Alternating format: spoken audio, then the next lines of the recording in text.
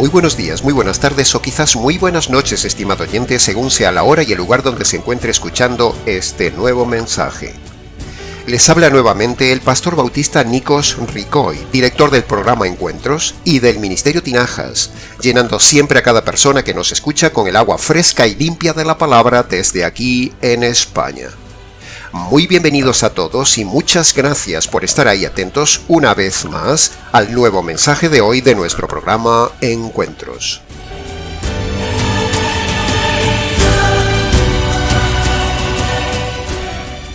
Continuamos hoy, estimado oyente, con el ya noveno mensaje del estudio que venimos desarrollando a lo largo de todo este magnífico capítulo 2 del libro de Efesios, que está a punto de llegar a su final, donde hemos visto riquezas grandes y ocultas encontradas en esta joya bíblica del segundo libro teológico más importante de toda la Biblia, después del libro de Romanos.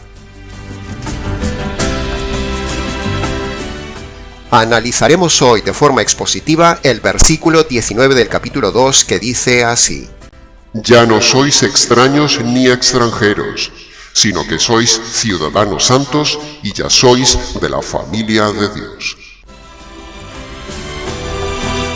Así que, habiendo dicho esto, permítame entonces una vez más, estimado oyente, en más o menos 30 minutos sumergirme nuevamente con usted en las profundidades coralinas de esta preciosa parte de la palabra de Dios.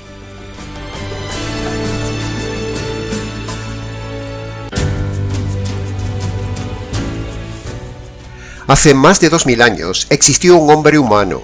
Sí, digo bien. Un hombre humano, porque también hubo otro hombre, un hombre divino, el Señor Jesús. Así que digo bien cuando decía que hace más de 2000 años hubo un hombre humano muy especial que escribió cosas únicas como ningún otro hombre jamás las contó. Ese hombre humano escribió lo que nunca ningún filósofo escribió, incluso escribió lo que ningún otro apóstol ni profeta jamás contó. Por ejemplo, Ezequiel tuvo un éxtasis viendo una parte de la gloria de Dios. Moisés escuchó en la montaña la voz directa de Dios, pero expresando solo sus mandamientos. Juan vio la transfiguración del Señor y en Apocalipsis vio cosas terribles de la tierra por un lado y otras cosas hermosas futuras por otro, pero solo fueron revelaciones de cosas visibles. No minimizamos a Juan o a los demás apóstoles para exaltar a Pablo, no. Porque el Espíritu Santo en su soberanía le dio a cada uno lo que él quiso darle en revelaciones. A Juan, por ejemplo, le dio revelaciones físicas y únicas, y a Pablo le dio revelaciones espirituales únicas. Pero la diferencia con los demás es que Pablo, el gran Pablo, sabemos que fue arrebatado al tercer cielo, dice el texto bíblico. Y sea lo que fuera que recibió en ese tercer cielo, debe haber sido una experiencia única. Mayor aún que la transfiguración vista en la tierra por Pedro, Santiago y Juan, o mayor aún que haber visto el cielo abierto como cuenta Juan en el Apocalipsis. Y lo de Pablo fue mayor aún que el éxtasis visual que tuvo Ezequiel, porque una cosa es ver algo fantástico y otra cosa es estar en ese lugar fantástico, y aún encima recibir revelaciones espirituales fantásticas. Y eso solo lo recibió Pablo.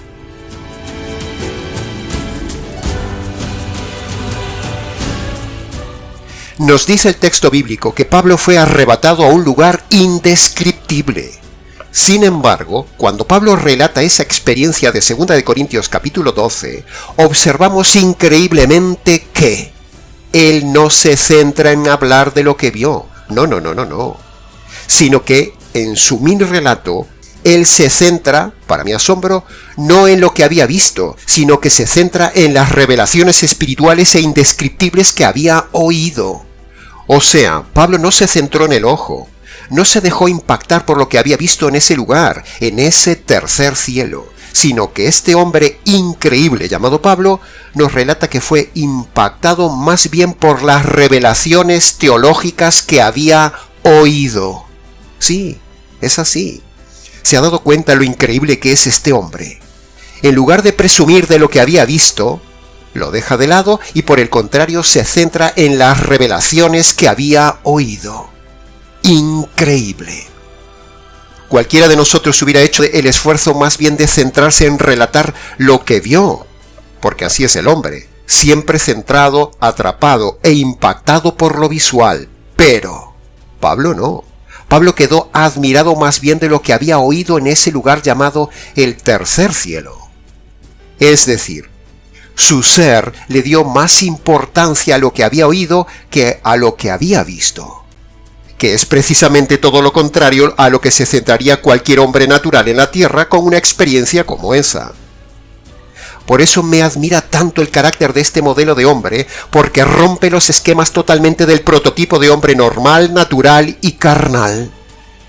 Pablo es el auténtico modelo de hombre espiritual, centrado en lo espiritual, no en el sensacionalismo visual, emocional o sentimental.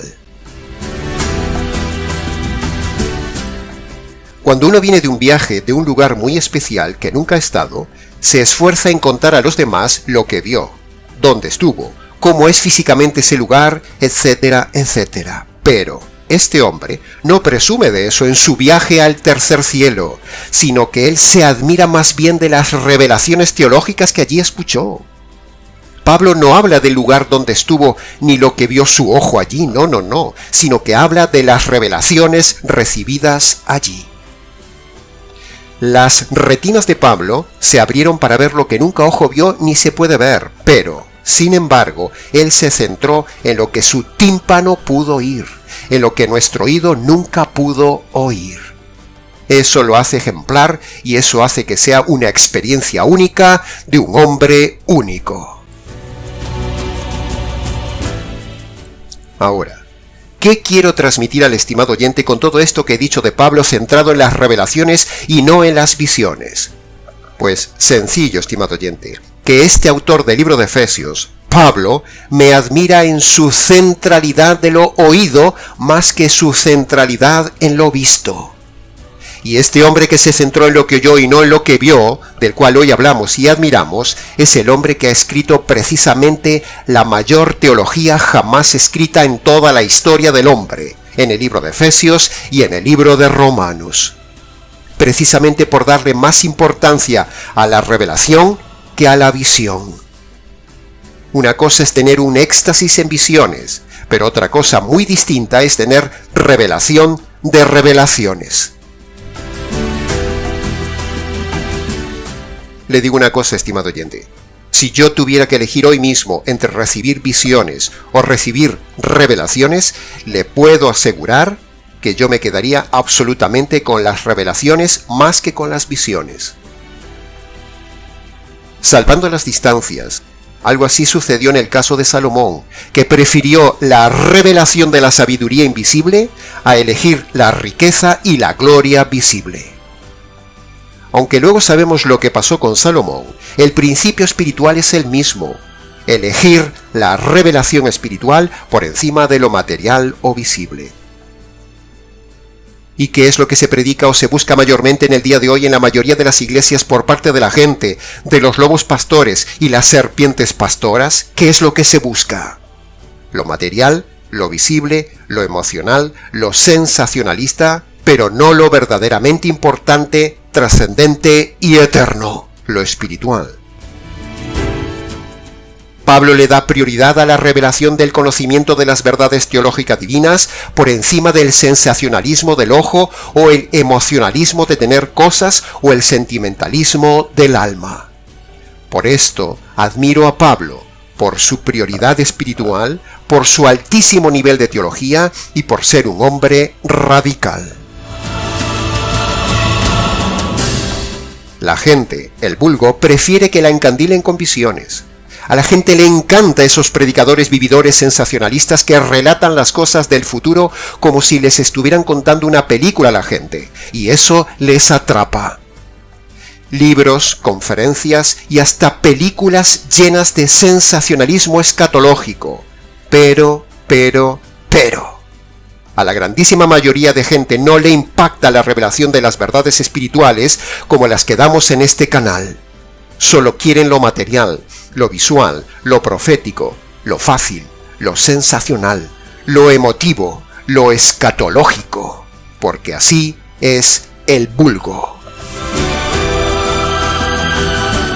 ¿Puede ir viendo, estimado oyente, lo que queremos infundir en usted en esta primera parte del mensaje?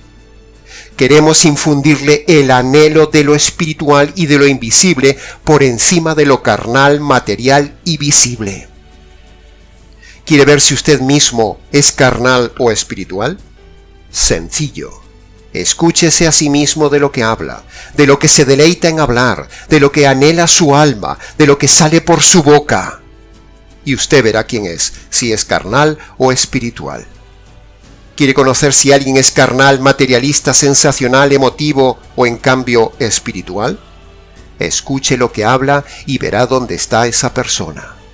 Incluso analícenos a nosotros mismos. Escuche lo que siempre hablamos. ¿Hablamos de prosperidad? ¿Hablamos de bendiciones? Tampoco. ¿Hablamos emotivamente? Tampoco. ¿Manipulamos las emociones? Ni por asomo. ¿Hablamos de milagros y de buena vida ahora? Jamás. ¿Hablamos del arrebatamiento, del fin del mundo y del anticristo? ¿Hablamos de evitar tomar la cruz y evitar el sufrimiento? No. Observe qué hablamos en el canal y verá la diferencia con su entorno pastoral y con lo que se predica en la red virtual. La teología es el conocimiento y la revelación más importante para el hombre. La teología es el conocimiento del Trino Dios. Por eso, la revelación teológica es mucho más importante que la revelación visual o la revelación profética o la búsqueda de la prosperidad como se hace en el día de hoy. Los éxtasis y visiones llenan solo el ojo, pero la revelación llena todo el ser. Por eso, si yo tuviera que elegir entre revelaciones o visiones, absolutamente preferiría elegir, igual que Pablo 1000 veces, la revelación teológica en lugar de recibir la revelación de visión escatológica. Porque en verdad le digo que la revelación teológica nos da acceso un día a ver y entrar al lugar físico celestial. Pero la revelación visual no nos da acceso nunca a la revelación espiritual ni acceso al lugar celestial. Repito. La revelación teológica nos da acceso un día a ver y entrar al lugar físico celestial, pero la revelación visual no nos da acceso nunca a la revelación espiritual ni acceso al lugar celestial. La visión impacta el ojo y a la emoción, pero la revelación impacta y llena el corazón espiritual del hombre. Yo prefiero 1000 veces más la revelación teológica de Pablo en el Nuevo Testamento que la revelación visual de Juan en el Apocalipsis. La revelación visual de Apocalipsis no salva, en cambio la revelación teológica de Pablo en el Nuevo Testamento sí salva. La revelación teológica de Pablo en todo el Nuevo Testamento fue dada para salvarnos. En cambio, la revelación visual de Juan en el Apocalipsis fue dada para mostrar al convertido de la que hemos sido librados y de la que hemos sido salvados. El Apocalipsis no fue dado para salvarnos. El Apocalipsis fue dado a los ya salvados para decirles de lo que han sido salvados. La revelación teológica de Pablo en el Nuevo Testamento nos libra de la ira venidera.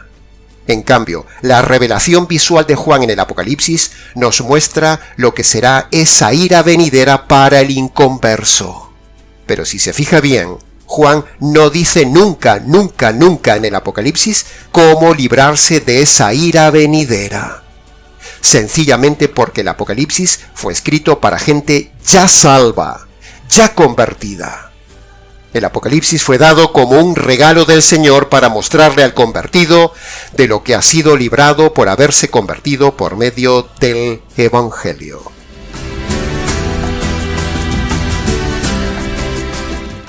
Pablo es el hombre que nos ha permitido conocer a nosotros los gentiles nada más ni nada menos que lo más profundo de las entrañas de Dios, el Evangelio.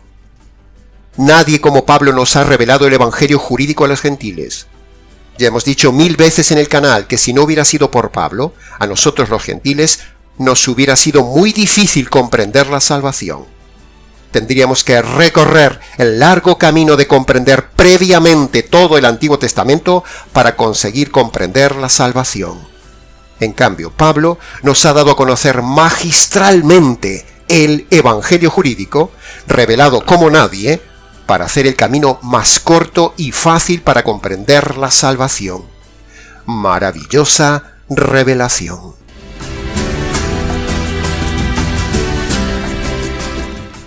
Pablo es el apóstol de los gentiles.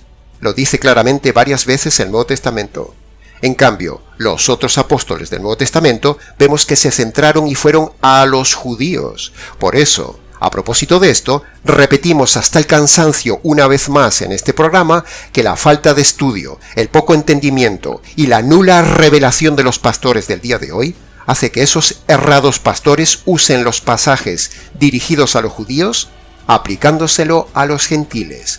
Y por eso los gentiles no se convierten.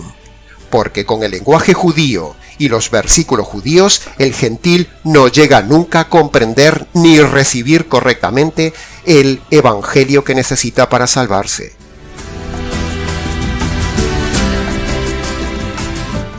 El judío necesita recibir el evangelio desde el punto de vista mesiánico, en cambio el gentil necesita verlo desde el punto de vista jurídico.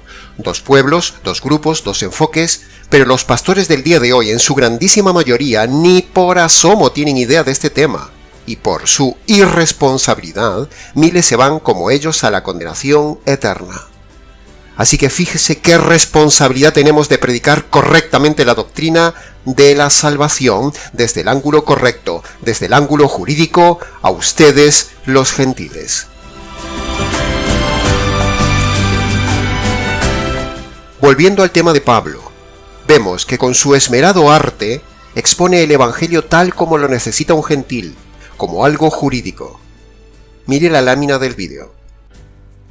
Y no solo Pablo da el evangelio desde el enfoque jurídico al hombre gentil, sino que en todo el Nuevo Testamento, Pablo nos habla y nos lleva a unos niveles de moral, ética y principios bíblicos únicos, capaces de hacer del hombre perverso y perdido un hombre nuevo y convertido con el carácter de Cristo en una raza de hombres diferentes.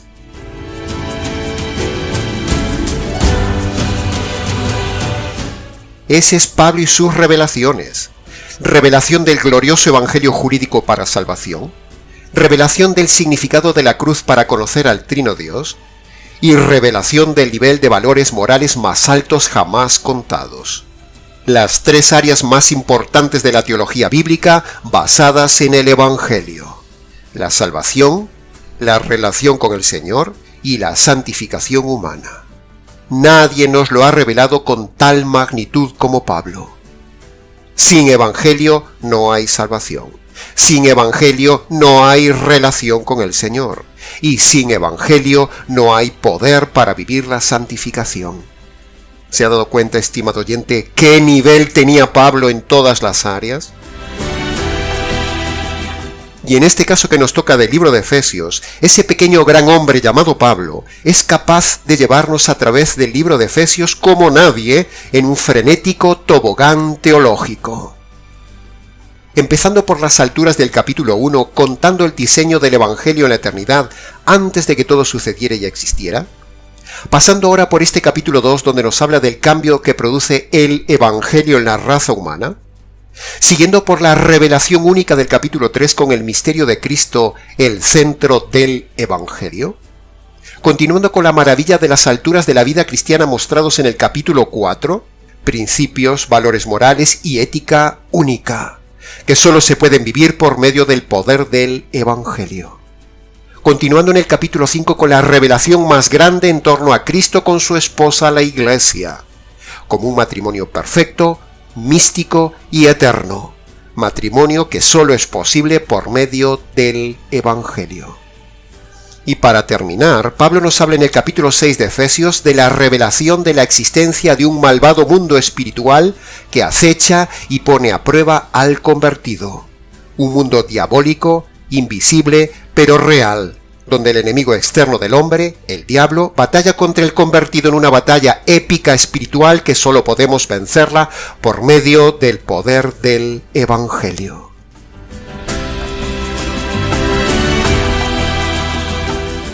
¿Se ha dado cuenta, estimado oyente, qué nivel hay en todo este libro de Efesios? Todo el Evangelio está presente en los 6 capítulos de este compendio teológico en la carta a los privilegiados efesios.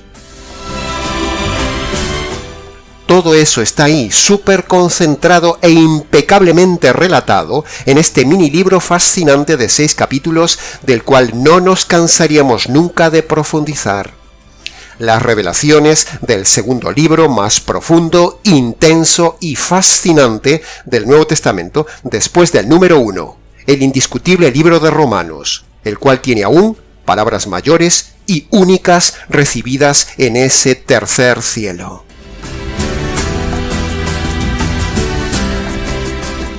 Efesios es el mini libro que complementa a Romanos. Romanos es el bestseller de la Biblia. Y por supuesto, la Biblia siempre fue, es y será el bestseller por excelencia año tras año hasta el fin del mundo. Que conste en acta.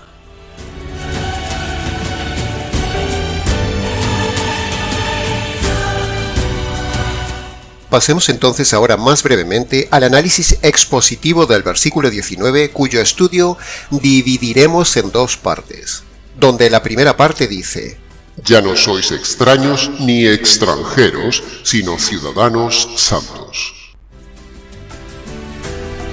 Lo primero que vemos en la frase es que ese ya no sois implica inferencialmente que hubo un antes, en el que sí eran ante Dios extraños y extranjeros.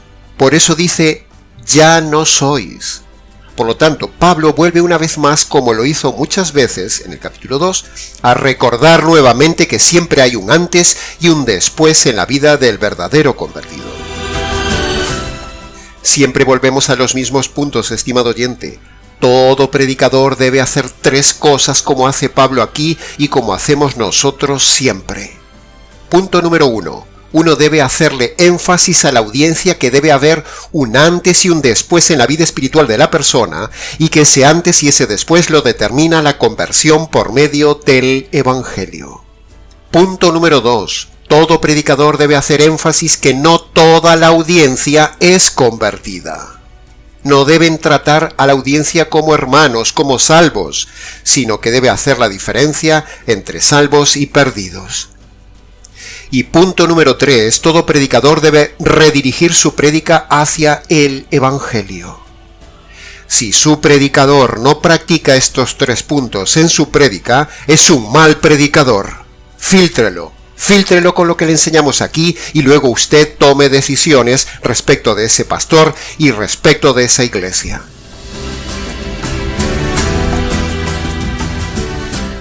Cuando pasamos a la meditación de la palabra extraños, uno se estremece porque esa dura palabra del Señor está diciendo que antes de la conversión uno es nada más ni nada menos que un extraño ante Dios. ¿Se da cuenta qué palabra tan fuerte, estimado oyente? Las 2 frases del Señor Jesús más desgarradoras que el inconverso va a escuchar el día de su juicio ya están registradas en las páginas del Nuevo Testamento y son estas. Nunca te conocí. Fuera de aquí, malhechor. Mateo capítulo 7, versículo 23. Apártate de mí, maldito, al fuego eterno, con el diablo y sus ángeles. Mateo capítulo 25, versículo 41. ¿Se da cuenta, estimado oyente, lo que será ese día cuando alguien que creía que estaba bien y que el Señor estaba contento con su hacer y de repente se da cuenta que no es así, que no estaba convertido y entonces escuchará esas palabras desgarradoras y terribles que suenan como un cuchillo que corta el alma por la mitad? ¿Se da cuenta? Así que tiemble, estimado oyente, tenga temor y temblor ante estas palabras y filtre su estado espiritual y su conversión, no sea que usted sea una persona que no conoce al Señor y en realidad usted sea un extraño ante Dios y se encuentre con estas 2 frases demoledoras un día. Palabras sin esperanza, desgarradoras y terribles. Para no escuchar esas palabras y para que usted no sea un extraño ante el Señor, usted debe convertirse por medio de las 2 condiciones que pone Jesús en su palabra, que diremos al final del mensaje.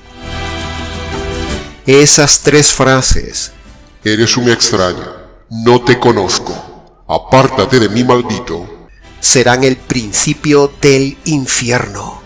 Estarán a la entrada de la cárcel eterna. Así que, estimado oyente, no repito estas palabras para ser sensacionalista ante usted, no, sino para ser para usted una alarma mientras aún hay una hora y hay tiempo. Porque cuando usted pase el umbral de la muerte y se encuentre con el Señor y estas tres frases, usted gritará en llanto desgarrador como nunca por ver la realidad y ya no haber salida. Allí será el llanto y crujir de dientes, como dice la Escritura. Así que pase de ser extraño, estimado oyente, pase de ser no conocido y pase de ser maldito a ser conocido, a ser hijo de Dios, a ser bendito por medio del Evangelio, del Señor del Evangelio. Cuando llegamos a la palabra extranjeros, sucede otro tanto de lo mismo que con la palabra extraños. La palabra extranjero da la connotación de ser visto como de otro lugar, como de otra tierra, o incluso podríamos decir, da la idea despectiva de indocumentado, como que no pertenece a ese país. De la misma manera, estimado oyente, cuando una persona no tiene el pasaporte del Evangelio, Dios ve a ese hombre como extranjero, como indocumentado para el reino. No lo ve como ciudadano legítimo del cielo. Filipenses capítulo 3, versículo 20, es un pasaje que encaja perfectamente como complemento de este versículo 19 de Efesios capítulo 2, que dice así: Nuestra ciudadanía está en los cielos. Esa frase, nuestra ciudadanía, se refiere evidentemente solo a los convertidos por medio del Evangelio verdadero, que es el documento oficial que se expide en la tierra para ser ciudadano de ese mundo eterno, de ese reino de los cielos. Esa frase, nuestra ciudadanía, no se refiere a todos los que van a la iglesia, no se refiere a todos los que cantan en el coro, no se refiere a todos los que hacen una oración de fe, o no se refiere a todos los que aceptan a Jesús en el corazón, o a todos los que están en una iglesia presbiteriana, en una iglesia calvinista, reformada, pentecostal, adventista, liberal, católica, mesiánica, de sanidad, de dinero y milagros. No, no y 1000 veces no. Ningún miembro de esas congregaciones es ciudadano del reino de los cielos, sino más bien que ya tienen la documentación falsa que los llevará al reino de las tinieblas, al cual irán por haberse conseguido un pasaporte falso en un consulado falso con un embajador falso. El verdadero pasaporte que le da a usted la ciudadanía del reino es el Evangelio jurídico, que conste en acta. Pasemos ahora al análisis y comentario brevemente de la segunda parte del versículo 19, que dice: Sois de la familia de Dios. Y para ir directamente al grano preguntamos, ¿cómo se pasa de ser delincuente y enemigo de Dios, que es lo que uno es antes de la conversión, a pasar a ser de la familia de Dios? ¿Cómo? Pues sencillo, estimado oyente, ya sabrá la respuesta si es seguidor del programa, porque siempre es lo mismo, se lo mire por donde se lo mire, o se tome el versículo por donde se lo tome. Todo converge en el mismo punto, el Evangelio. Para ser miembro de la familia de Dios, o sea, para ser hijo de Dios, solo se lo es por medio del Evangelio. Hay un refrán español que dice: todos los caminos conducen a Roma. Así que aquí podríamos parafrasear dicho refrán y decir más o menos así: todos los versículos conducen al Evangelio. Y si se fija con detalle, lo que hemos dicho antes de ciudadanía y ahora la adopción de la familia divina son ambos términos jurídicos, con lo cual se refuerza una vez más nuestra tesis teológica de que todo lo relacionado con el Evangelio es jurídico. Nuestra tesis teológica del tema jurídico es irrefutable. La Biblia dice, estimado oyente, que el hombre es por naturaleza hijo del diablo, hijo de ira, hijo de perdición, hijo de desobediencia, apartado de la familia de Dios, aborrecido por Dios, delincuente y enemigo de Dios. Todos estos términos los dice el Nuevo Testamento del inconverso. Búsquelos y los encontrará. Por lo tanto, para ser de la familia de Dios, no se pasa por medio del bautismo de niños, como lo dice la falsa Iglesia Católica. No. O no se pasa a ser hijo de Dios, como dicen los errados presbiterianos que también defienden el bautismo de los niños. No. O como dicen los herejes unicitarios que por medio del bautismo se pasa a ser salvo. ¡No! Uno tampoco pasa a ser adoptado a la familia divina por pertenecer a una iglesia. Uno no pasa a ser de la familia de Dios o ser hijo de Dios por una oración de fe, o por ser hijos de padres creyentes, o por haber ido a la iglesia toda la vida. No y 1000 veces no. Nada de esto y cosas similares lo hace a usted de la familia de Dios, sino que, por el contrario, lo hace de la familia antidivina, lo hace de la otra familia, de la familia de los perdidos. Para pasar a ser hijo de Dios, solo se pasa por medio de la adopción jurídica que otorga el Evangelio jurídico, que es el trámite jurídico que Dios manda que haga todo hombre para ser hijo de Dios y ciudadano del reino. Pastor, entonces, ¿cuáles son los formularios o cuáles son los requisitos necesarios para adquirir la ciudadanía del reino y para ser adoptado en la familia de Dios? Muy buena pregunta, estimado oyente. Con gusto le mostraremos nuevamente hoy los requisitos que usted tiene que llenar en 2 formularios diferentes que pone el rey para entrar al reino como hijo de Dios.